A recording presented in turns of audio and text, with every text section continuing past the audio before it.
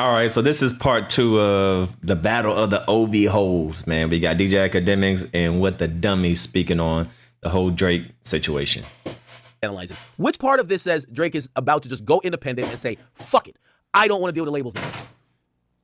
Yeah, it's just a theory, right? He has one it's just album like the way I, and he dropped another album with UMG.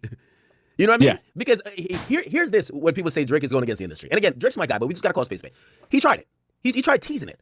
You see all them 100 gig songs, Universal was just hours. Yeah, you can't do nothing. Contractually, they got you. And there is no going against, like, Drake could file an emergency. You see if Drake wanted to really go against the industry like some of his fans think, you file what Meg Thee Stallion did against 1501. You want an emergency injunction that UMG, because you have this theory that they were fucking with you, or they've been trying to suppress your career or do whatever, that they could no longer administrate your album until this case is resolved. Now you're technically a free agent. You could do what you want. But no, Iceman is going to say UMG, brother. And I'm telling you, Drake is he's going to be in the major label system. I can't see another world. So you don't think there's a possibility of him going with a different major and like dipping from UMG? Yeah. That's a possibility. The only thing is that what people always have to remember, and okay, so this was the other part, and what was even discussed, and I talked to a bunch of people, high-level people at UMG, they were saying, hey, listen, Drake bugging out a bit. The reason why we're going to say he's bugging out is that, hey, Drake's catalog generates Republic so much revenue a year. We need Drake to be in good standing. We need Drake to keep putting out music, and we would never collude, or we would never be like, do anything to hurt him when his revenue is one of the main drivers of our label. So it's like, the idea that, okay, maybe John, all right, let's just go down this rabbit hole. Let's say John Janik was like, yeah, let's get this motherfucker over there, right? Well, Monty Littman is going to be like, nigga, no, you're not. Because if I'm not going to let you kill off my artist and boast in yours when we're in competition. So I'm going to put up some type of defense, And I think that's where that is at. But I can't see Drake going independent like that, bro. It'd be a lot more work for him. Well, I know he moved OVO Sound over to Sony, right? Yeah, but Drake don't move like an independent artist. Kendrick's moved like an independent artist, and even then, he's not fully independent because he did this licensing deal. But PG Lang has in-house everything. They have the botters in-house. They have the digital guys in-house. They have the fake news spreaders in-house. They have the A&Rs in-house. They have I'm serious. I'm not even lying to you. They have the content guys in-house. They've got some producers. PG Lang, like, I think Kendrick did want to go independent. And I think what happened is, and this is what I was going to say about, when you say go to a different label, what ends up happening is it's kind of like the NBA. You know how the NBA, and I don't know if you're a sports guy, you could only get the supermax from the team you were with. Well, here's the thing. Drake isn't at the beginning of his career. He's a seasoned artist. He's pushing 40, right? I mean, he's still in his prime, I would consider. But let's say Sony would say, yo, you know what, we'll give you $500,000. Now we got to think about recoupment. Recoupment on that, not $500 million. Recoupment on that $500 million when they own zero Drake product. When Universal gives Drake $500 million, they use the fact that they own a lot of his albums and they leverage it so that they could recoup faster. Hey, we own a bunch of these. Since we're giving you this money up front, that we could recoup off of your old stuff. Look, I went down to the most streamed album this year. Take Care is one of them. Whatever deal that's why artists usually go back to their regular label. This is why do you think it's not really pronounced, because TDE don't really say shit about shit. Kendrick didn't drop music for 5 years. He was getting out of his contract. He did not want to, twofold, be in a major label system and also not want to be at TDE. He wanted to build his own, right? After he develops his own thing, PG Lang, the nigga goes back and signs and license through UMG Interscope. Why? Yeah. Because his catalog already resides there. They're going to give him a more favorable deal. Why? They could leverage his back catalog, right? Because who do you think owns Good Kid, Mad City? It definitely ain't Kendrick Duckworth Lamar.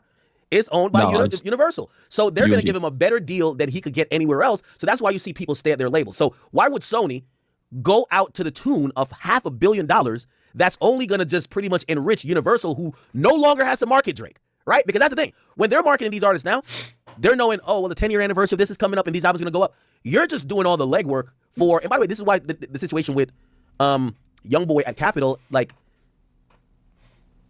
the majority of his albums over there Atlantic. Yeah. He might go back. You never know. Yeah, I guess you're right. Like, because if Drake dropped an album under Sony, brand new album, the minute he does that, Take Care for UMG is going up. Nothing was like, and Kendrick, same thing, right? When he drops new music, all of his catalog goes into the charts, right? So that's a good point. So the way how they leverage it is this, right? Like, so Drake has an immense amount of leverage at this point, right? But what somebody like Drake would do is like, all right, give me the money up front, but I want, after this deal, I get a quarter of I get a quarter of the masters, so 25% of the masters of, let's say, Take Care and Nothing Was the Same or something. So what they'll do is give us new product and you'll gain pieces of your old product back. You get what I'm saying? And it'll incentivize the artist to stay. And again, those type of deals that is so cross-collateralized and is so leveraged in multiple different ways. They're leveraging your back catalog to recoup. They're also banking on you possibly wanting more ownership. So they're promising you more in the future, but more that you could possibly get in the past. And they're not going to give you more than half, honestly. That's kind of how, I mean, shit, I know about YoungBoy's situation to a certain extent. He wanted them to do that. They wouldn't do it with him, though. And that was something kind of common, where it's like, hey, after a certain while, you'll be like, yo, give me 3 more albums, and then I'll give you a piece of the last 3 that you dropped before. But, again, us fans, we're looking to hear and find some shit about this battle that I don't know what would make us feel happy. Like, I've kind of said it. Do I think Kendrick botted? Yes. Think Kendrick was botting? Like, again, do I think Kendrick himself knew it was botting? No. I think Kendrick has an amazing team. I think his team knew from the get-go, we need Twitter bots, we need music bots, because we're battling the guy with the algorithm. Okay? And I think they successfully did that. Okay. They did. Even if we know that, what does it change? Or is it maybe some type of it's like what type of win you would call it? It's like, at least we knew it wasn't real. Like, okay. Yeah. The only thing, bro, I don't think anything could really change the perception for like bots are not going to do it because people know that bots are being used anyways. I think when it comes to the allegations and shit like that, like what Drake levied in his tracks, like Family Matters, if some of that shit was proven, I think that would be pretty devastating for Kendrick, or at least his reputation. What do you mean? I'm not sure how that would happen, though, through the lawsuit. Give me the kid. What do you mean? Well, Drake said the allegations about Whitney and the allegations about the kid, and now we're seeing this in the lawsuit. So people are starting to think that it could come out that way, but I don't know how UMG would really have details about that. Now, I do think that Drake is playing chicken with that. I think Drake is daring them to countersue. And here's the thing. I honestly do believe that something happened in that Vegas situation. I do. And I think that Drake, his nose has been so clean in terms of anything associated with pedophilia that he has no problem with people having inquiries about him. But if you countersue, now we get to legitimately ask and request your criminal record or even anything to prove that was true. So I think that's why Kendrick has not done anything, even though I think maybe also Kendrick is taking a pro-hip-hop stance. But if Kendrick sued or countersued to say, you lied on me, well, even if Drake didn't have all the details at the point, it better not be true that you had a domestic situation. It better not be. Because now you're going to have to substantiate that, right? So you're going to have to say, well, based on these times or whatever, there was no police involvement, never happened, and here are all. Okay, can you? I don't think Kendrick want to go down that route. And I don't think he could sue because I believe people seem to believe that there's some truth to that Vegas thing, right? I'm about to go to church. Based on what I've been hearing, so I don't think he would sue for it because it seems to be possibly true, right?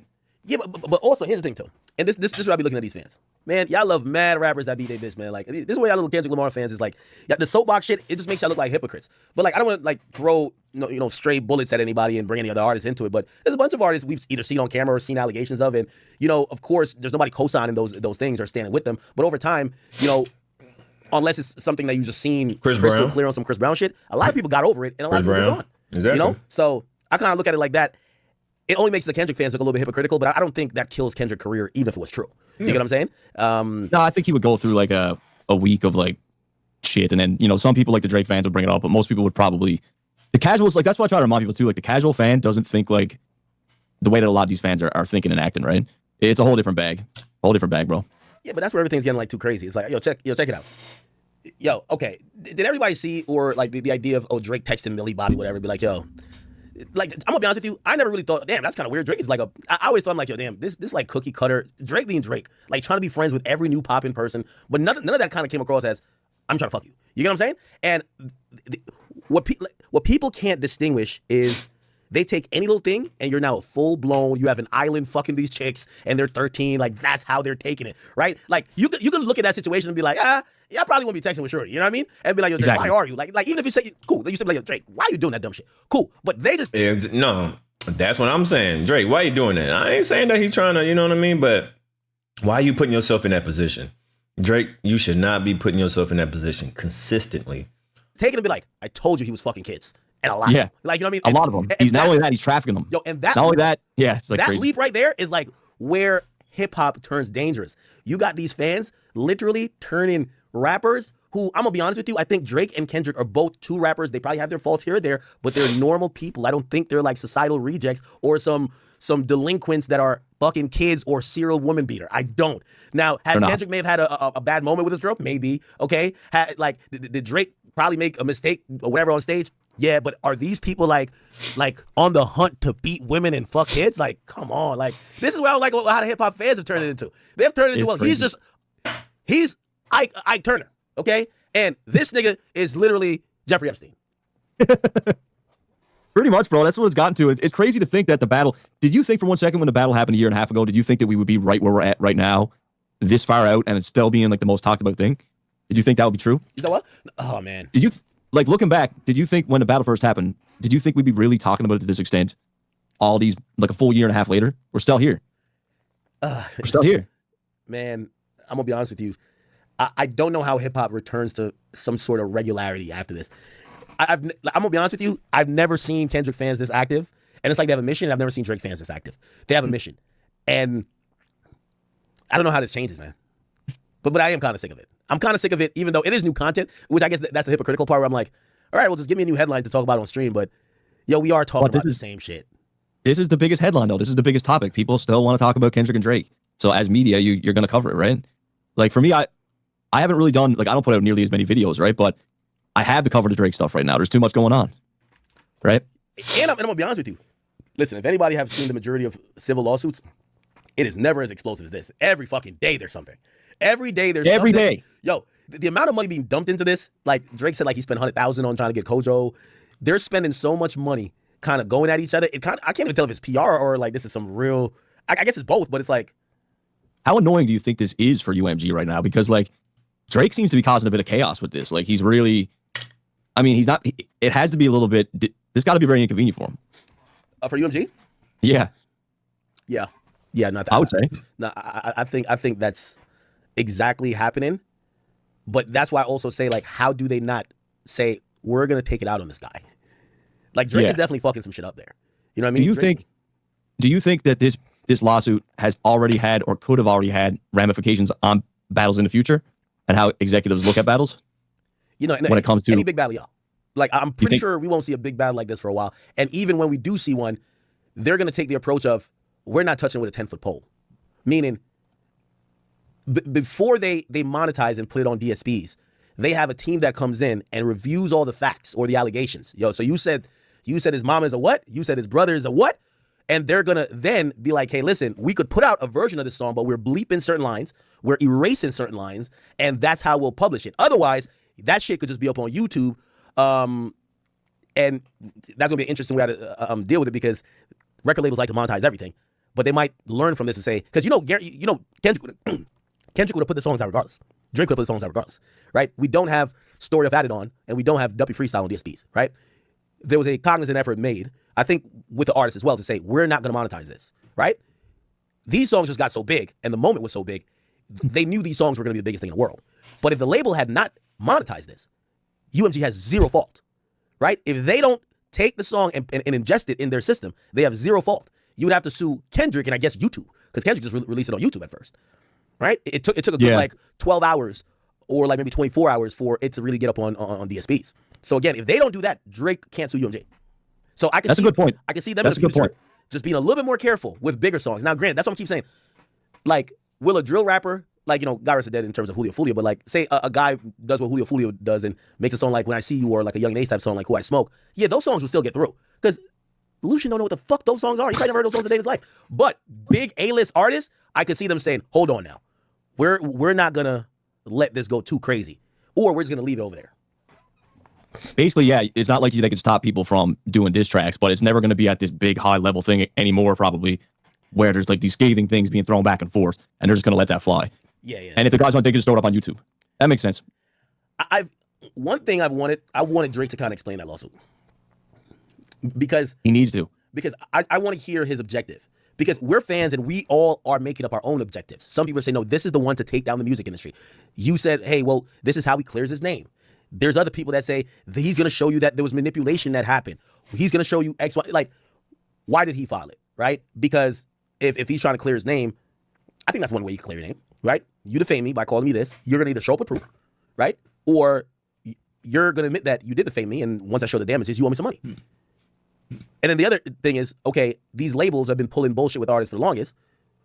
I want to shut that down or expose it and also get paid because they fucked me over. I really don't know which one it is. Or maybe it's a collection of all of them, but I'm trying to see the mindset behind of it. Yeah, we have no idea at this point. We can only speculate. And there's like the reasons you gave, that's more the Drake friendly ones. Like people say that he's suing because he lost the battle. That's basically what a lot of people say, right? And that he didn't know how to handle the L. We hear that a lot. It's true. Yeah, which I think that's unfair that people are saying about Drake, man. That's true. Like even now, we're like I looked at one of his last caption, and like you could tell his caption still is kind of embodying the energy of responding to maybe what the battle did. And people are like, damn, he can't get over it. I'm like, you know what's so funny? Compared to a battle that he unanimously won, which is versus Meek, the dude went on to drop a whole album where he's like, yo, free smoke. Like he still was in that energy, even in the win. So it's not like he was like, all right, I won the battle, I'm completely over it. He was on that type of time, like, all right, who else wants something? Like, what's popping? Like, what we doing? And that's always been a fuel and a motivator for him to kind of do what he does. And I think people have to realize, like, I don't think he's necessarily harping on the battle, but he's definitely bottling that energy, whether it's revenge. Okay, I got to spin back. All right, the dudes who turned on me, stay there. Fuck it. I think he wants his lick back. I think he wants his get back. I think he wants revenge. But yo, Ak, I gotta hop off. All right, brother. It's getting pretty late here, bro. All right. But keep in touch, man. Yeah, definitely, man. Definitely. Any new information? Thanks for having me on. Keep fighting a good fight versus the K-Boss, man. You too, bro. I just ignore him. I don't know what the fuck they say at this point. Fuck. All right, so that's it, man. The conversation between What the Dirt and Akademiks. You know, they're talking about the minor situation, talking about the lawsuit. So hopefully What the Dirt can get some more information. We'll get an understanding that this lawsuit is stupid. All right. So y'all leave a comment down below. It's your boy D signing out. Peace.